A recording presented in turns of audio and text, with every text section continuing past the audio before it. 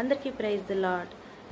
ఈరోజు ప్రసంగి గ్రంథంలోంచి 12వ అధ్యాయము 13వ వచనాన్ని చదువుకున్నాం. ఇదంతయు వినిన తరువాత తేలిన ఫలితార్థం ఇదే, దేవుని యందు భయభక్తులు కలిగి ఉండి ఆయన కట్టడలను అనుసరించి నడుచుచుండవలెను. మానవ కోటికి ఇది ఏ విధి. ప్రసంగి సొలొమోను రాశారు. సో ఇదంతా మనకు తెలుసు. అన్నీ అనుభవించిన తర్వాత సొలొమోను రాసినటువంటి ప్రసంగి సమస్తాన్ని తన కళ్ళతో చూసి అన్నిటినీ అనుభవించిన తర్వాత సంతృప్తి లేనివాడై అసలు ఈ యొక్క జీవితానికి అర్థం ఏంటి, ఈ జీవితంలో ఈ యొక్క సృష్టిలో నిజమైనదేంటి అనేది ప్రసంగిలో మనకి రాస్తూ వచ్చాడు.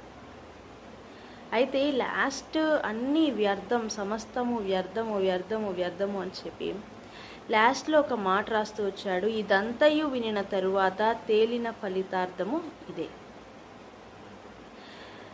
దేవుని యందు భయభక్తులు కలిగి ఉండి ఆయన కట్టడలను అనుసరించి నడుచుకొని వాళ్ళు.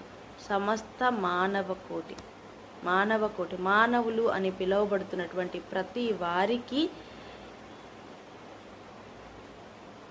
ఖచ్చితంగా వాళ్ళు చేయాల్సినటువంటిది ఏంటి అని అంటే, అది ఎలాంటి స్థితిలో ఉన్నా, ఎంత గౌరవనీయమైనటువంటి స్థితిలో ఉన్నా, ఎంతటి అధికారంలో ఉన్నా, ఎంతటి లేని పరిస్థితుల్లో ఉన్నా, ఎవరున్నా ఎవరు లేకపోయినా, ఎలాంటి వారైనా కానీ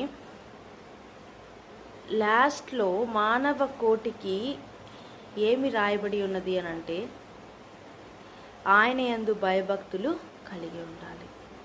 అలానే ఆయన కట్టడలను అనుసరించి నడుచుకోవాలి అని లాస్ట్లో సొలొమోను చెప్తూ వచ్చాడనమాట.